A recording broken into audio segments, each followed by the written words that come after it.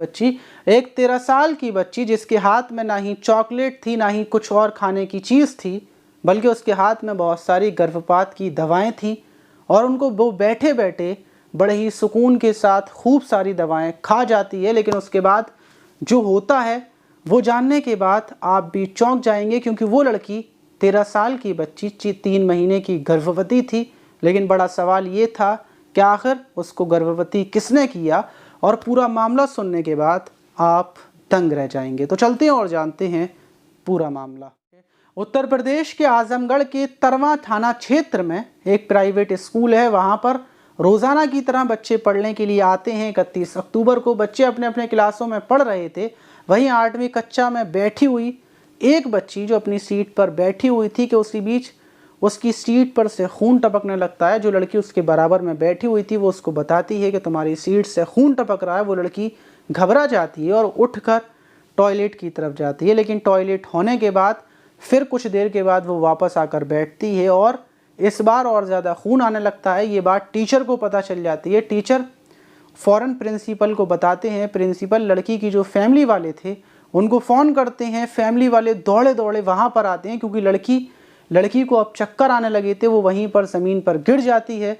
फ़ौरन लड़की को वहाँ के अस्पताल पहुँचाया जाता है और अस्पताल में जब डॉक्टर्स चेकअप करते हैं तो फ़ौरन वो समझ जाते हैं, और लेकिन वो टेस्ट भी करते हैं और टेस्ट और जो रिपोर्टें आती हैं उसमें पता चलता है कि लड़की 3 महीने की गर्भवती है और मात्र इसकी उम्र 13 साल है। डॉक्टर्स हैरान हो जाते हैं। फ़ौरन पुलिस को फ़ोन कर दिया जाता है। लेकिन ये बात जब माता पिता को बताई जाती है कि आपकी बेटी 3 महीने की प्रेग्नेंट है, तो वो लोग भी दंग रह जाते हैं। उनके पैरों तले ज़मीन खिसक जाती है। वो इस बात पर यकीन नहीं करते, लेकिन डॉक्टर्स उनको रिपोर्ट दे देते हैं और बोलते हैं कि आप अपनी बच्ची से पूछिए कि आखिर उसके साथ ये किसने किया, किसकी हरकत है। माता पिता बच्ची से दबे हुए मुंह से पूछते हैं, बेटा तुम्हारे साथ ये गंदी हरकत किसने की।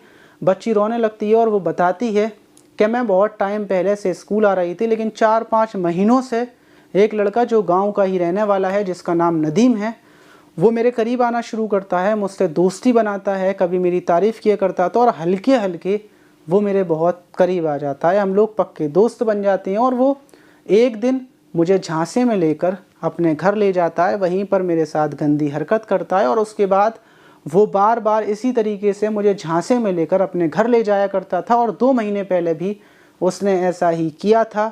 लेकिन उसके बाद वो मुझे एक किट देता है और मुझसे बोलता है कि मुझे कुछ गड़बड़ लग रही है, लगता है कि शायद तुम माँ बनने वाली हो। मैं ये सुनकर घबरा जाती हूँ। वो मुझसे बोलता है कि इस किट में तुम्हें टॉयलेट डालना है और मुझे बताना कि इस पर 1 लाइन आती है या फिर 2 लाइन आती है। वो जो प्रेगनेंसी चेक करने की किट होती है वो उस बच्ची को देता है, बच्ची को समझा भी देता है और बच्ची वैसे ही करती है। लेकिन जब उसमें 2 लाइन आती हैं और ये बात नदीम को वो बताती है तो वो बोलता है कि ये सब कुछ ठीक होने के लिए मैं जो तुम्हें दवा दूंगा उस दवा को तुम खा लेना।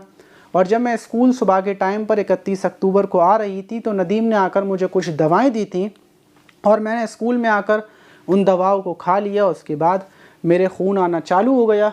वहीं ये सुनने के बाद पुलिस फ़ौरन गांव जाकर नदीम को गिरफ्तार कर लेती है और पोस्को एक्ट के तहत उठाकर उसको जेल भेज देती है। दूसरी तरफ जो बच्ची थी उसका इलाज चल रहा है, उसकी हालत अभी ख़राब है, लेकिन माता पिता बहुत ज़्यादा शॉक्ड में हैं। और दूसरी बात, इस घटना से ये भी सीखने को मिलती है कि अगर आपके छोटे छोटे बच्चे हैं तो आप उन्हें छोटा ना समझें। ये ना समझें कि इनके ऊपर कौन गंदी नज़र डालेगा, क्योंकि इस टाइम पर हैवान दरिंदे घूम रहे हैं। सबसे बड़ी बात यह है कि आप अपने बच्चों को खुद स्कूल छोड़ कर आएँ, स्कूल से लेकर आएँ, अपने बच्चों का ख्याल रखें, क्योंकि अब वो टाइम नहीं है जिस टाइम को आप समझते हैं। वक्त बहुत ज़्यादा बदल चुका है, इसीलिए आप अपना और अपनी फैमिली का ख्याल रखिए। मिलते हैं किसी